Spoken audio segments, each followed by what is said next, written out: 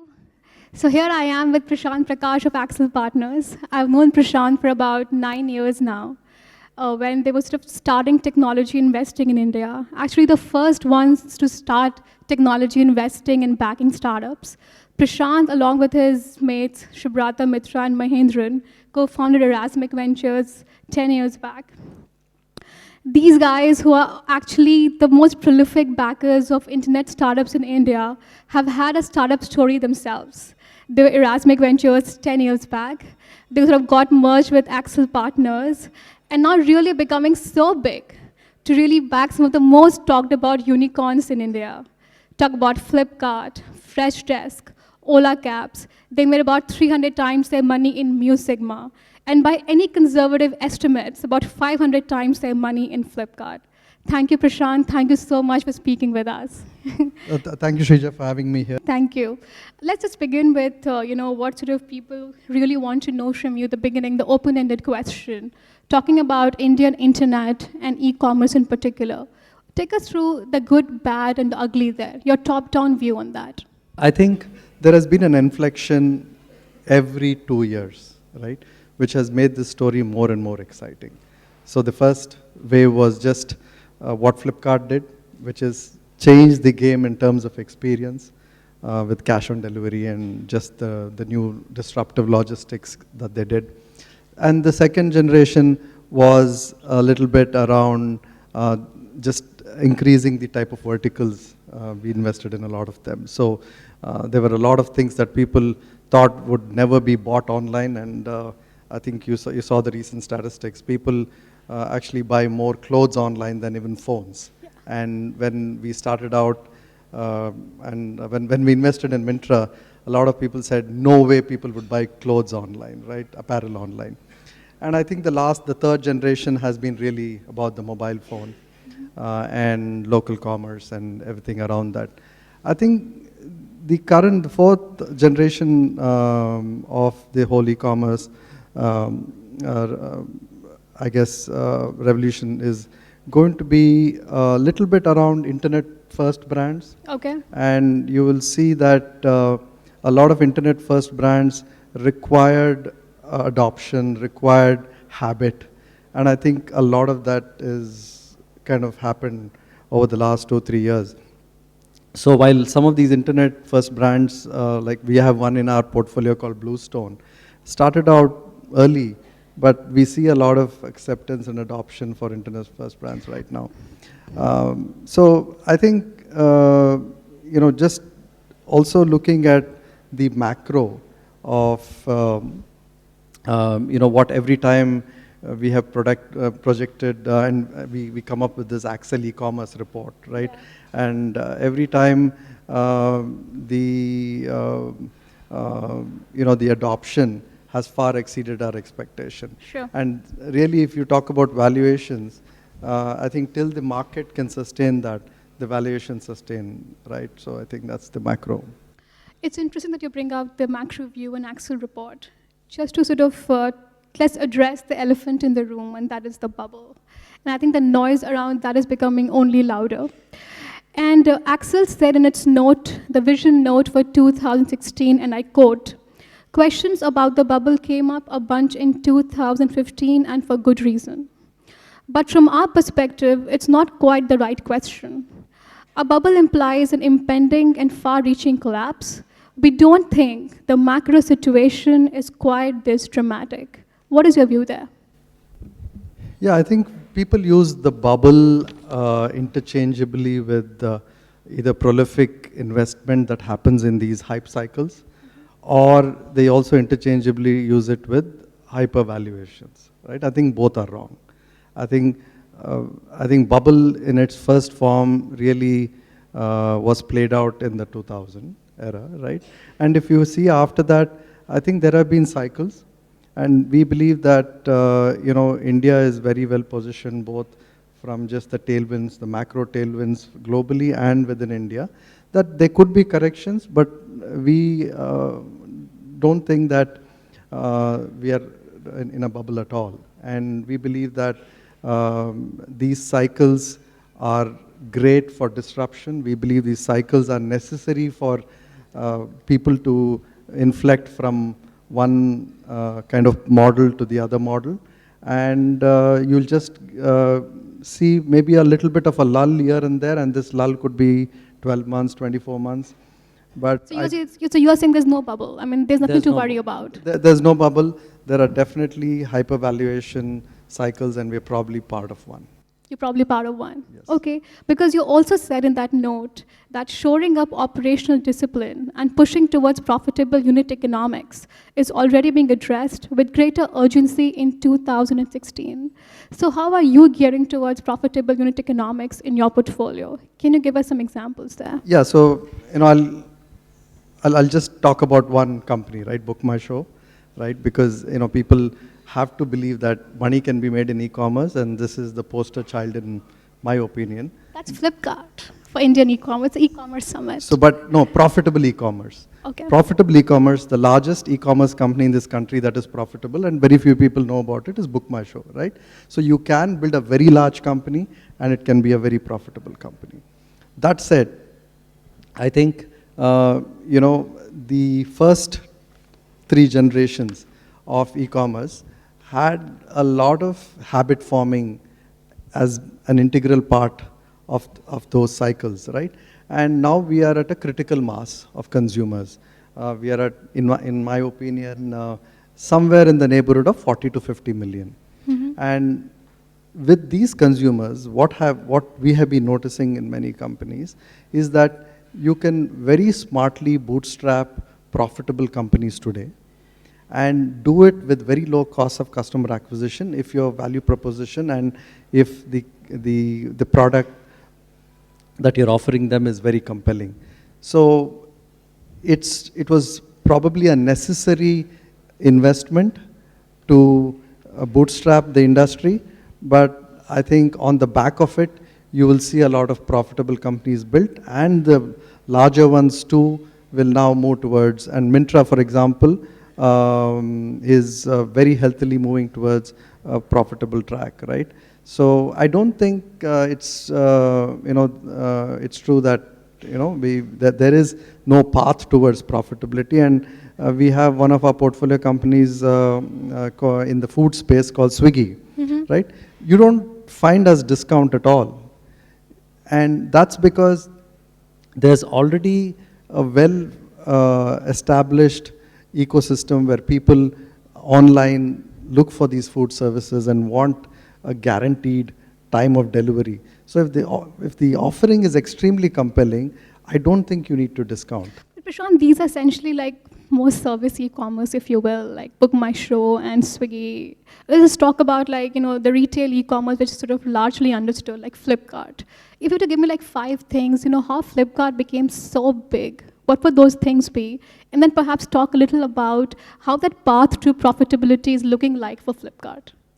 See, I think what really made Flipkart big, I think a lot of people have spoken about it. So let me address just this profitability part, right?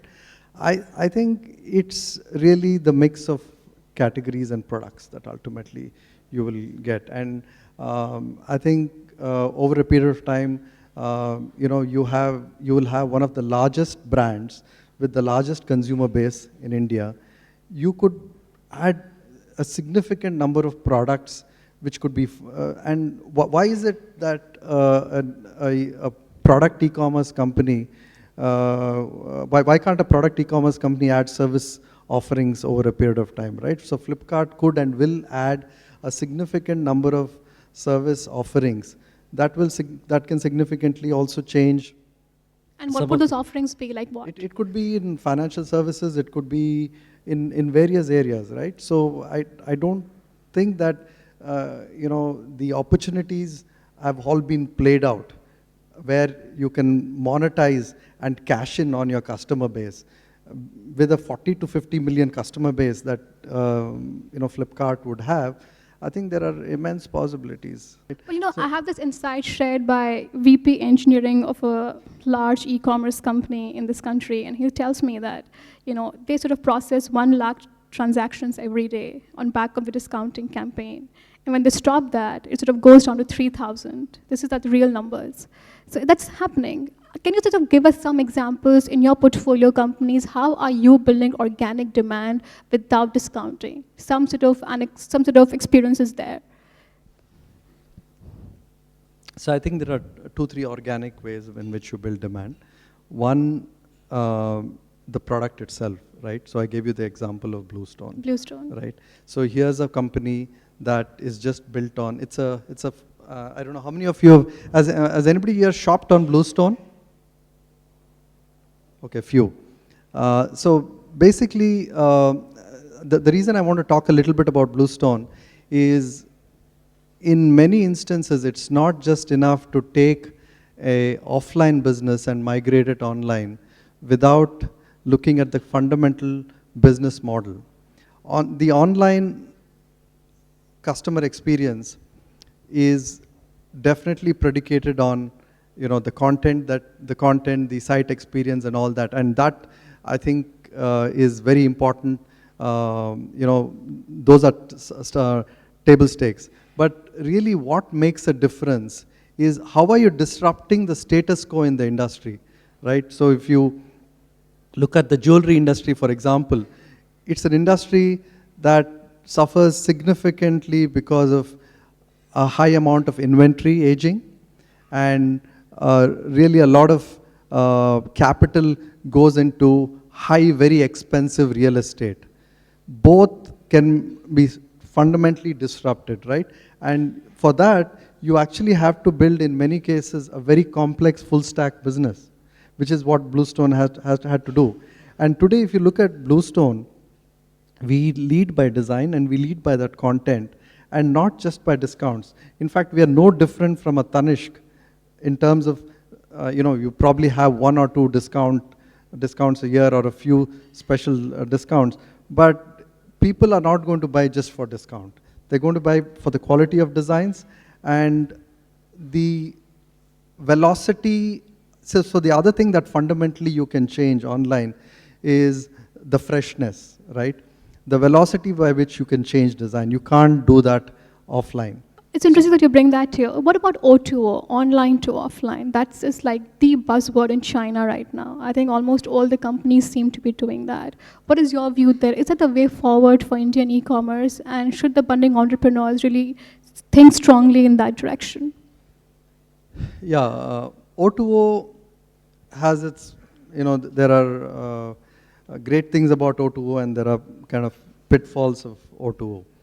I think if you look at O2O again, just like I mentioned on taking offline businesses online in a very shallow way, I think a shallow O2O business is lead gen. Lead gen. Lead gen.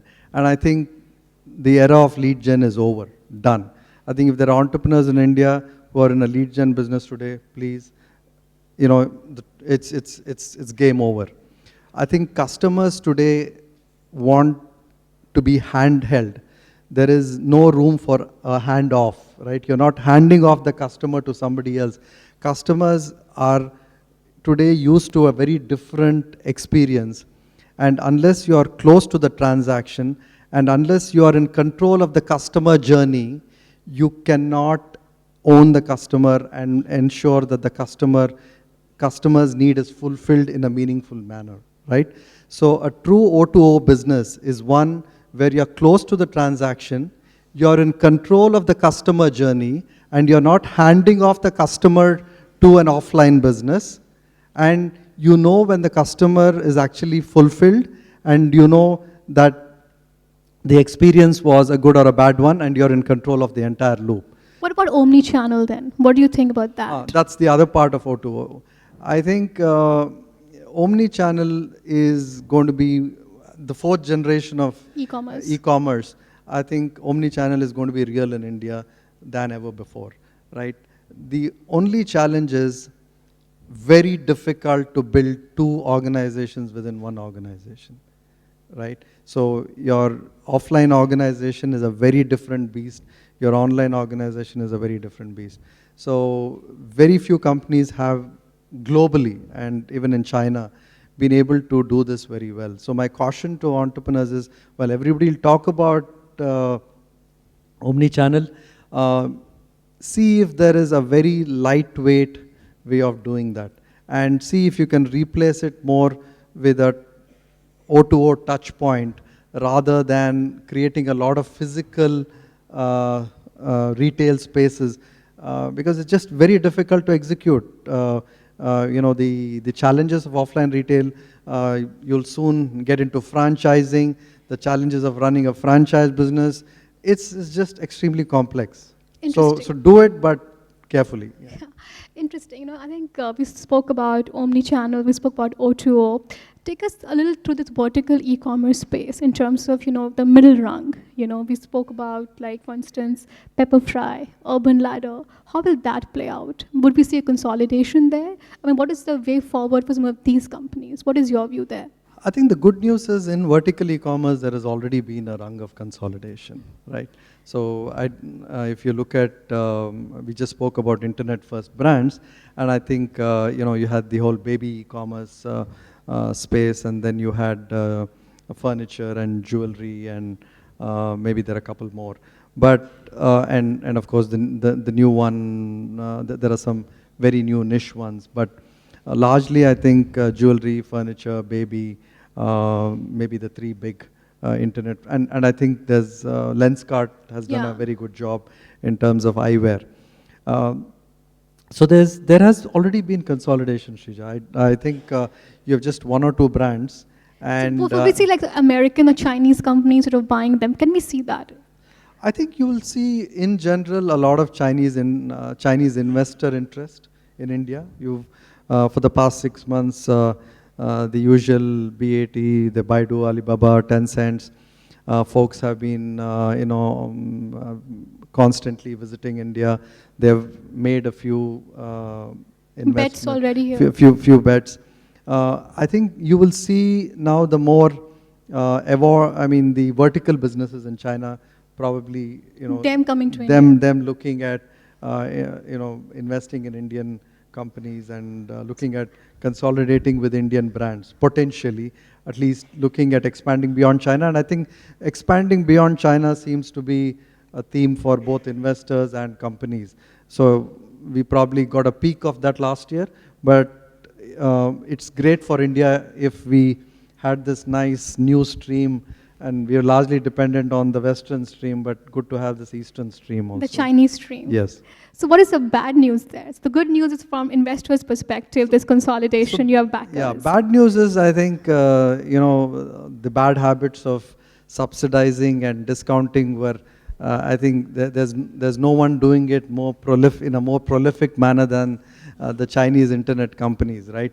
There are companies that discount almost a few $1 million every day. They give away cash discounts of a few $1 million. I don't know if you know this, but you can actually watch movies in China for free because movie tickets are discounted 100%. Taxi rides are almost discounted 100%.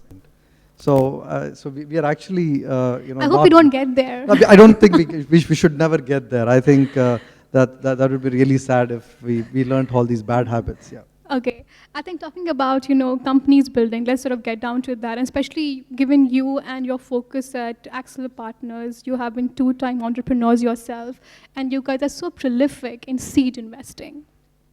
Why do we see so much of seed investing happening through Accel Partners? In fact, last year you invested in about 35 companies. How do you manage a portfolio so varied and large as that through seed investing? And is it the correct way as an investor? Is it to sort of also hedge your risk a little? Why a lot of seed investing? Because we think that's our sweet spot. That's what we've been doing for 10 years. We know that the best. And I think it's the most exciting space to be in. It's just a different thrill to back an entrepreneur who is all about passion. There are so many questions about the space. There are so many questions about the idea. But you just get a very different high when that entrepreneur makes it, and there's nothing like it. But the downside of it is, how do you manage? So we have 110 companies in our portfolio. I don't think a lot of people would know that, right? How do you manage 110 companies, right? So you build an organizational system and model for that, which is what we've been doing for the past 5 years. Talking about company building again, for instance, we are hearing so much about attrition in these large entrenched companies, big exits are happening at high level, high positions.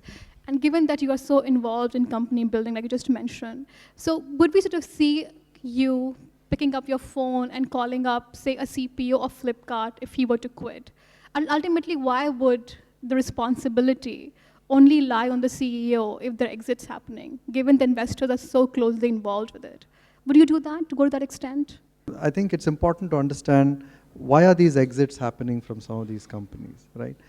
A lot of senior folks who get kind of self-selected or who get picked for these companies, and this is across the board, whether it's Bangalore or Delhi, it's because they have an entrepreneurial element to them, right?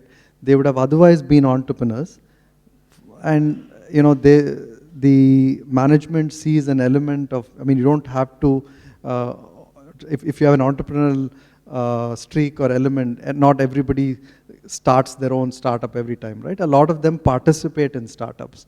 And when you participate in a startup, and when you go through the startup journey for 3, 4, 5, 6 years, a lot of people kind of start to feel that itch and want to do their own thing, right? So I think in most cases you got to encourage that. So if you weren't, and we do fund a lot of these folks who either are second-time entrepreneurs or are very senior folks who come out of some of our companies. We sometimes do fund them, or even if we didn't, there would be other investors who would fund them. But I think it's I think a very natural process that when these companies become large, the more entrepreneurial folks would want to see and transition out and would want to kind of start their own ventures. Start their own ventures and kind of play this whole thing for themselves. And that's, interesting. That's why it would happen. Yeah. I keep getting back to Flipkart because it is definitely the poster boy of Indian e-commerce, and this is the e-commerce summit. I think I would sort of also want to know that, Flipkart, the way it is, the way it is built out, you think sometimes in its pursuit of being a trendsetter, they sort of jump the gun a little too early. Talk about flight, talk about going app only. As an investor, what is your view there? Do you see them as missteps or experimentation? Experimentation, right? So, and I think the app-only strategy, there could be, various views on that. But I think organizations sometimes do benefit from really betting the last dollar on a particular aspect of their business and pushing the envelope on that. Yes, you're probably lost a little bit because of that, and the reality in many cases is that by hedging your bets and trying to do two things reasonably well won't kind of get you to the same place. So I think experimentation is key, and having a very agile no, and having a very real point of view when you experiment is even more important. So if you are just scattered when you do these experiments, I don't think you get, it's good to iterate, there's nothing wrong in iterating, but I think you need to have a very strong point of view and really bet your gut on something as an entrepreneur and give your everything for that. And it could be about the app-only strategy or any such strategy, and sometimes these things work out, sometimes they don't, but your wins and the way you build differentiation and distance from your competition is only going to come from those. Okay, interesting. Also sort of take us through, your portfolio. I think you are particularly very bullish on e-commerce, for instance, and you have sort of invested in various segments of it. For instance, you invested in a company called Rento Mojo, you invested in a company called Bazingo, you invested in a company called CureJoy, and you also invested in T-Box, which is global e-commerce. These are like different niches within the large e-commerce marketplace. Can you take us through, is this a fourth generation of e-commerce that you were referring to?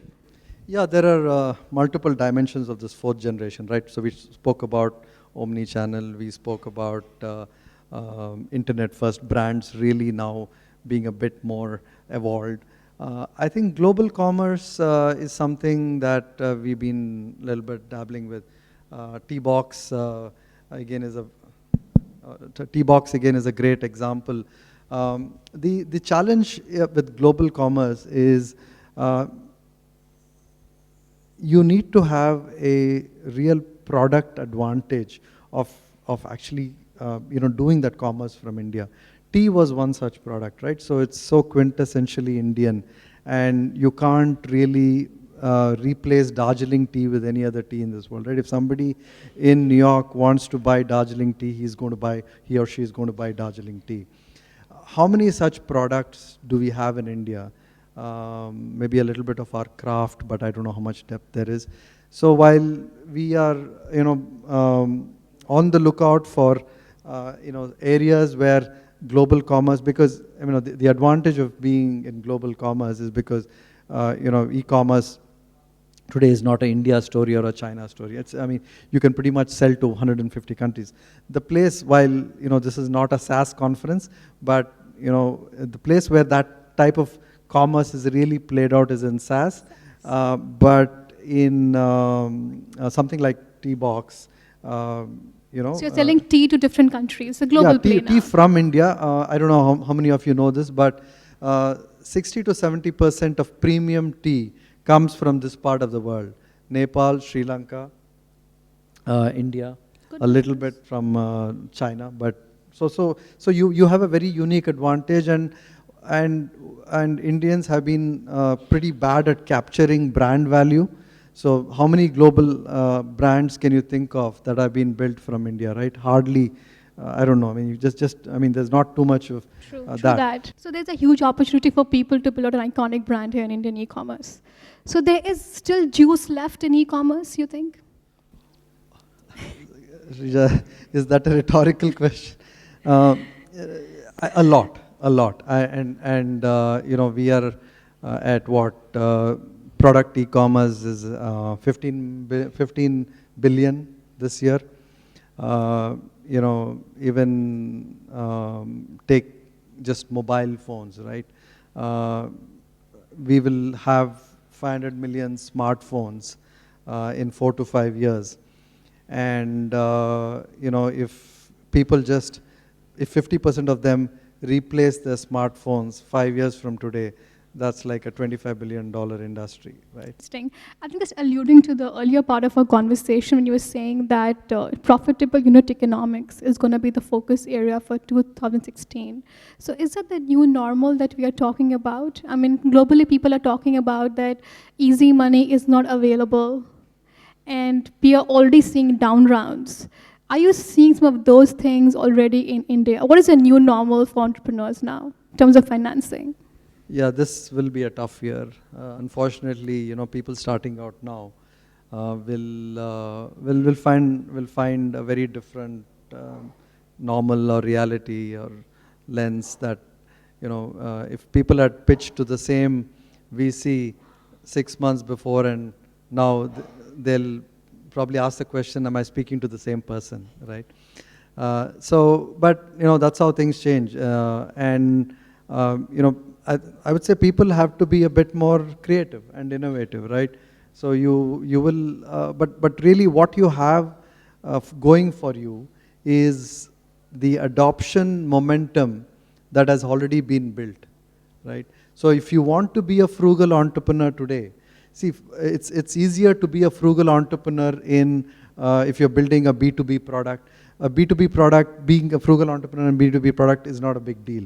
Being a frugal entrepreneur in a consumer business is very tough, damn tough, I can tell you that. I've seen our companies struggle in the early days of e-commerce when you're actually creating that adoption and creating that demand. But that demand having really materialized and people having tasted the power of this experience, I think you'll have to leverage very smart content marketing, very smart personalization. If you get a customer, find a way to just latch onto that customer and just sell as much you can. There are very new paradigms that people will have to evolve given the reality that it's very early to say. We don't know if this whole contraction, this cash thing is here for a year, 6 months, 2 years, nobody knows. But I don't think it's going to be so bad that there's just going to be absolutely nobody investing at all. Interesting. So now I think we'll just get into rapid fire. I think he's just telling me time is up, just 2 minutes. Okay, which is the next big company after Flipkart in your view? And not your portfolio.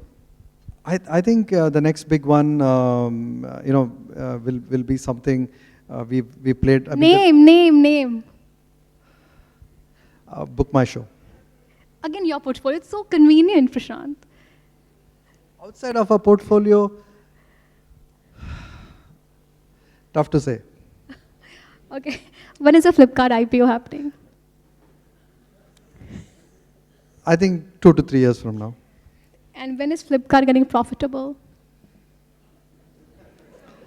So Shrija, you want to put me on the spot once, twice, but not. Okay, next. Okay, what is your killer question in a startup pitch?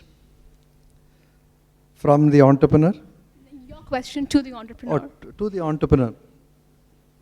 So I think, typically it's about testing their belief in their vision or product, right?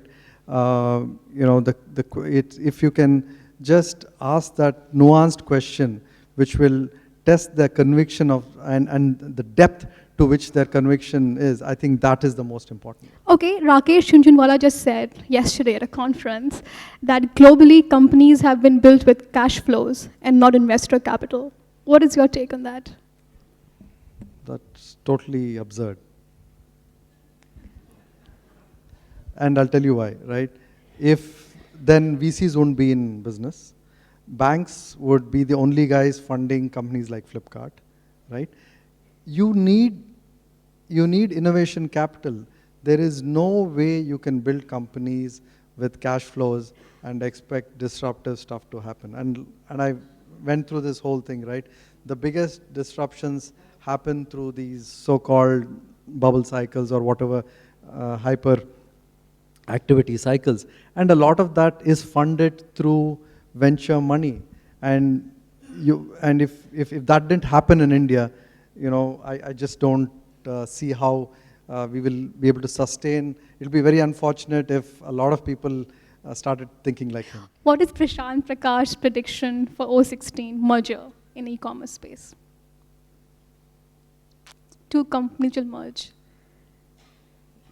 I think there'll be some consolidation in 2 big spaces. One is in the payment space. Payments. You'll see probably a big consolidation in the payment space, and maybe you'll see some big consolidation in the food tech space. Okay. At that thought, thank you so much, Prashanth, for being so candid, and thank you for being such a lovely audience. Can we hear it up for Prashanth Prakash once for being so candid, for sharing so much with us? And we have time for like 2 questions from the audience and not more than that, please.